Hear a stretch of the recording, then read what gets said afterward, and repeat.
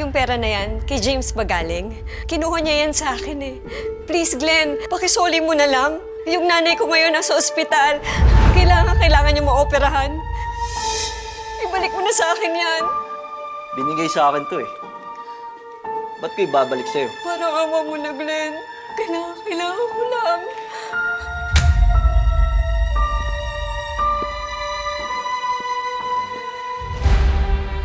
Ayos ka rin ah. Wala akong pakialam sa nanay mo. Yung pera na yan, akin yan. Glenn, makakaawa ako. Sige na. Kailangan ko mabawi yung pera. Maawa ka sa akin, Glenn. Maawa ka sa nanay ko.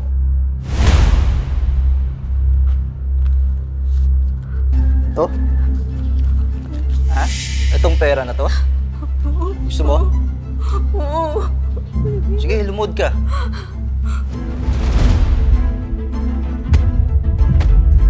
Luhod. Luhod. Sige na, lumuhod ka na. Ikaw din, pag nagbagong isip niyan.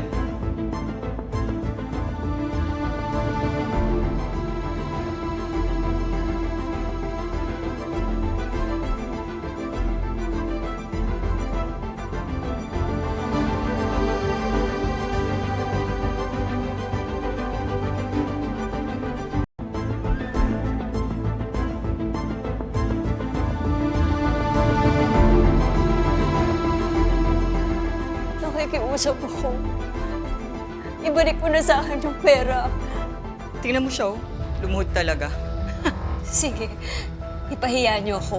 Pero kailangan ko yung pera. Kaya ibalik niyo na sa akin. Mukhang importante talaga tong pera sa'yo ah.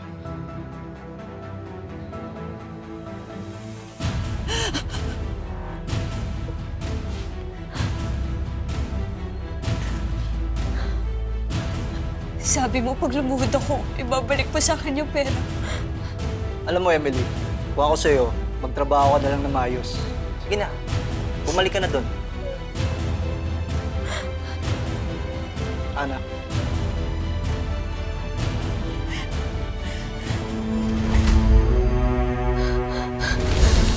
Akin to! Akin to pera na to! Akin to pera na to! Akin to pera na to! Akin to, Glenn! Akin to pera na to! Akin yan!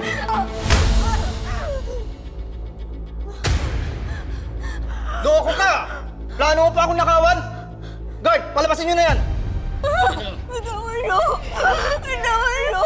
Itigil nyo yan!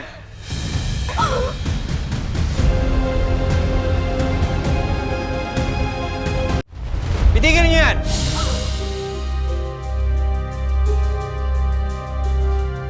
Okay ka lang ba? Okay lang ako. Anak ka ba dito? Saktong dating nyo. Sinubukan ako na nakawan ng nanay mo. Kung ayaw niyo mabugbog, umalis na kayo. Guard, palabasin niyo na. Hindi ko siya anak. Ayos ah. Ikaw, umalis ka na. Tito niya yung director dito sa Valdez Group. Hindi natin siya pwedeng galitin. Kaya ko na to. Umalis ka na. Sige na. Pinagtatanggol ka pero hindi mo anak.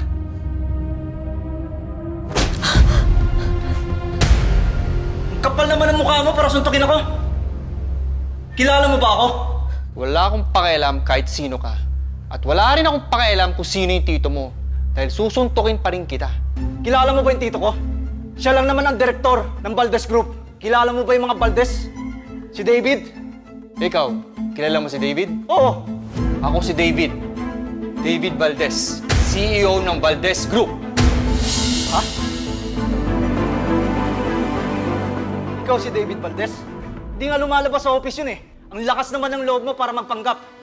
Guard, palisin nyo na sila. Tigil nyo to!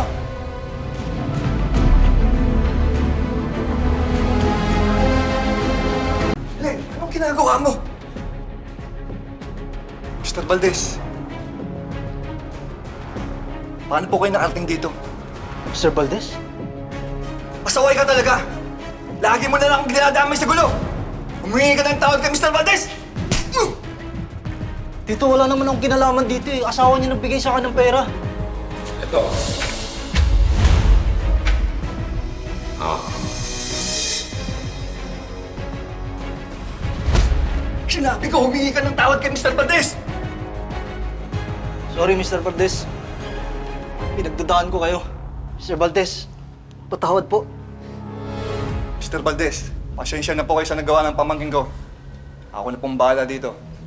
Glenn, Simula ngayon, ayaw ko nang makita ang pagmumukha mo dito sa company na to. Kunin niyo na sila!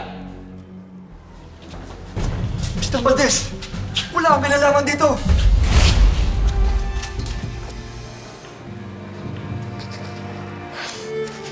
Salamat, Mr. Valdez. Maraming salamat.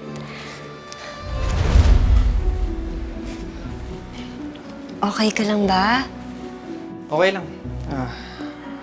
Medyo nahilo lang. Low blood kasi ako. Eto, Candy, oh. Baka sakaling makatulong. Ma, nahihilo ko.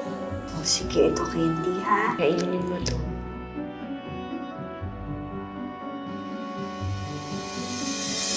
Huwag kang mandiri. Malinis to.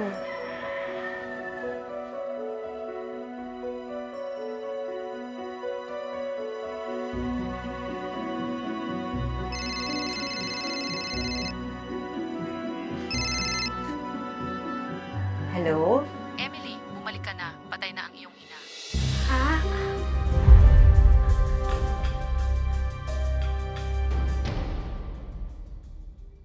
Parehong sugat?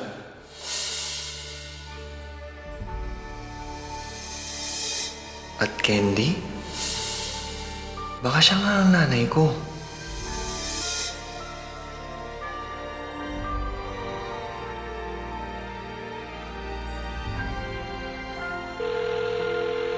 Lucy, nakita ko na ata si Mama.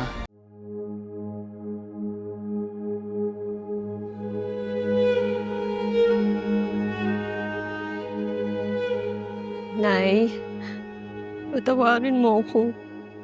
Kasalanan ko to.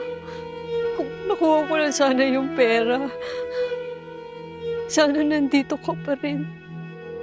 Pasensya na, Nay.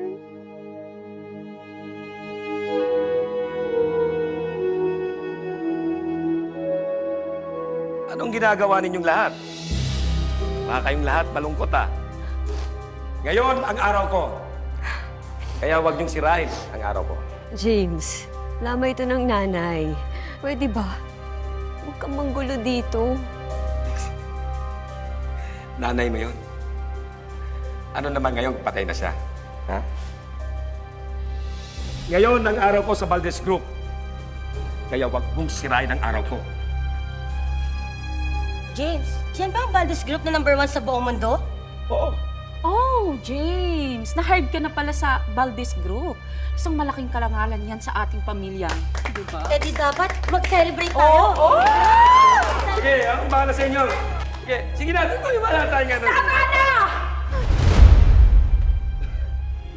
May sakit sa puso ang nanay. Alam mo yun, di ba?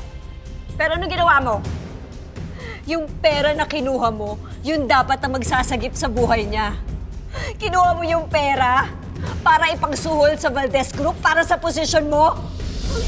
Hindi ko na yun. Ha? Hindi ko na yun! Pwede ka. Kung may lakas ka ng loob, nasaktan ako, tawagin mo ang kidlat! Gusto mo? Gusto mo? Gusto mo sabihin ko sa'yo ang dahilan kung bakit namatay ang nanay mo? Ha? Dahil ikaw!